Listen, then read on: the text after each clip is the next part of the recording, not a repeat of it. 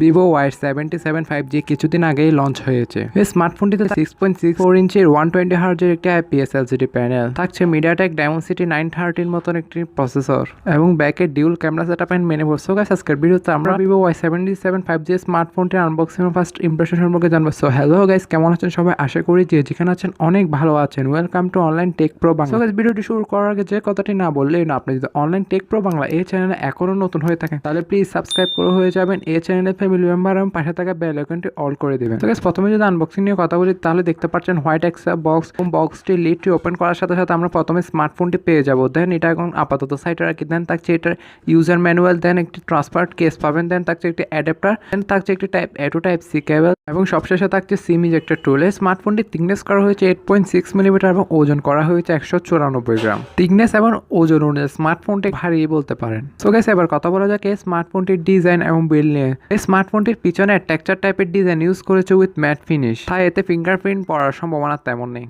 এই স্মার্টফোনটির বটমে থাকছে এর ব্র্যান্ডিং এবং টপ লেফটে থাকছে এর ক্যামেরা সেটআপ এবং এই স্মার্টফোনটিতে ফ্রেম হিসেবে থাকছে প্লাস্টিক। প্লেসমেন্ট নিয়ে বললে স্মার্টফোনটির রাইট সাইডে থাকছে volume locker, power of on button এবং এর পাওয়ার অফ অন বাটনে থাকছে এর ফিঙ্গারপ্রিন্ট, মিনস যেখানে সাইড মাউন্টেন ফিঙ্গারপ্রিন্ট ব্যবহার করা হয়েছে।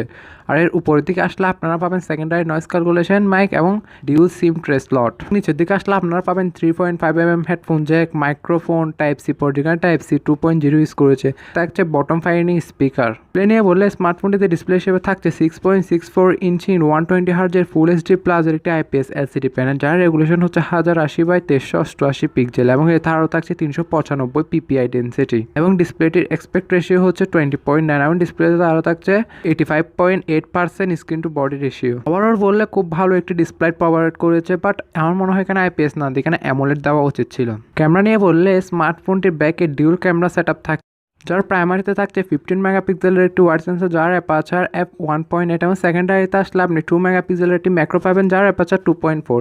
বাট এখানে আলট্রা ওয়াইডটা মিসিং থাকছে। আমার মনে হয় এখানে ম্যাক্রো বদলে আলট্রা ওয়াইডটা দিলে ভালো হতো। ব্যাক ক্যামেরা দ্বারা আপনার সর্বোচ্চ ফুল এইচডিতে ভিডিওগুলো রেকর্ড করতে মিনস 4K কোনো অপশনই থাকছে না, আপনি 1080pতে 30 fps এর ভিডিওগুলো শ্যুট করতে পারবেন। ক্যামেরা ফিচার নিয়ে বলে এখানে থাকছে ডুয়াল টোন LED ফ্ল্যাশ, আরও অনেক কিছুই থাকছে, আপনারা অবশ্যই স্ক্রিনে দেখতে পাচ্ছেন, আমি স্ক্রিনে দিয়ে দিয়েছি। এবং এই স্মার্টফোনটি ফ্রন্ট আসলে আপনি 8 মেগাপিক্সেলের একটি সেন্ট্রাল পাঞ্চল সেলফি ক্যামেরা পাবেন যেটা একটি ওয়াইড এবং যার অ্যাপারচার 2.0। সেলফি ক্যামেরাতেও মোটামুটি ভালো ভালো সেলফিগুলো ক্যাপচার করতে পারবেন। OS মিনস অপারেটিং সিস্টেম নিয়ে বললে স্মার্টফোনটিতে থাকছে organ OS ocean on based on Android 12, যেটা অনেকগুলো ফিচারের সাথে আসে। পারফরমেন্স নিয়ে বললে স্মার্টফোনটিতে চিপসেট হিসেবে ব্যবহার করা হয়েছে MediaTek Dimensity 930, যেটি একটি Octa-core প্রসেসর, যেটি 6 ন্যানোমিটার আর্কিটেকচারের উপর তৈরি করা একটি প্রসেসর, যার ম্যাক্সিমাম ক্লক স্পিড হচ্ছে 2.2 GHz এবং এই চিপসেটটি থাকা এখানে যেসব হাই লেভেলের গেম রয়েছে আপনি মিডিয়াম সেটিং এর একে অনায়াসেই খেলতে পারবেন এবং এই স্মার্টফোনটি দ্বারা ভিডিও এডিটিং এবং মাল্টিটাস্কিংয়ের মতন কাজগুলো আপনি অনায়াসেই করতে পারবেন।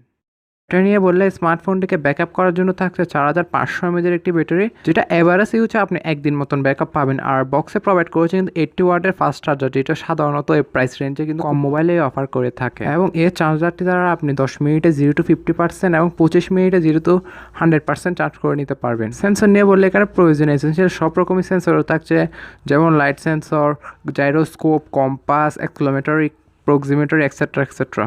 কানেক্টিভিটি নিয়ে বলে স্মার্টফোনে থাকছে 5G, dual band, wifi, bluetooth 5.3, NFC, GPS etcetera. এই র্যাম ভ্যারিয়েন্ট নিয়ে বলে এটা আপনি 3টি র্যাম ভ্যারিয়েন্টে বাজারে অ্যাভেলেবল পাবেন। একটা হচ্ছে 6GB RAM 128GB internal storage, 8GB RAM 128GB internal storage এবং শেষেটা হচ্ছে 8GB RAM 256GB internal storage.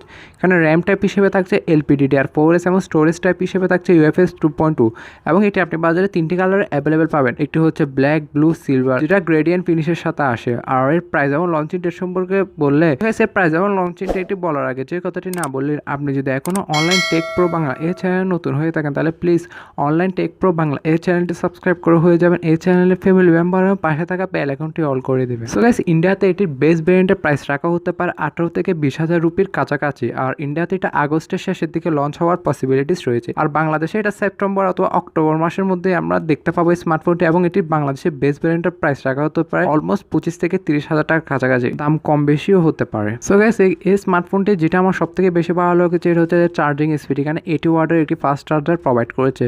আর আমি কিছুদিন আগে গুগল পিক্সেল 6 এর এটা রিভিউ করেছিলাম, এটার প্রাইস হচ্ছে আপনার 45 থেকে 50,000 টাকার কাছাকাছি, এবং সেখানে প্রোভাইড করেছিল যে 80 ওয়াটের একটি ফাস্ট চার্জার। ব্যাপারটা আমার সুপার খেত লেগেছে এবং ডিসপ্লেটাও মোটামুটি ভালো দিয়েছে, বাট এখানে অ্যামোলেড প্যানেল দেওয়া উচিত ছিল আমার মতে। আর ক্যামেরা সেটআপে যদি আরেকটু ইমপ্রুভ করতো তাহলে ভালো হতো। ওভারঅল এই স্মার্টফোনটির স্পেসিফিকেশন হিসেবে প্রাইসটা একটু হাই রাখা হয়েছে। আর হ্যাঁ বন্ধুরা, এই স্মার্টফোনটির কোনো স্পেসিফিকেশন অথবা প্রাইস অথবা লঞ্চিং ডেট যদি চেঞ্জ হয়ে থাকে তাহলে অবশ্যই আমি পিন কমেন্টে দিয়ে দেবো, আপনারা অবশ্যই পিন কমেন্টে চেক করে নিতে পারেন। সো গাইস, আজকে ভিডিও এই পর্যন্ত। আশা করি সবাই ভালো লেগেছে। সবাই ভালো থাকবেন, সুস্থ থাকবেন, টেক কেয়ার, আল্লাহ হাফেজ, আসসালামু আলাইকুম।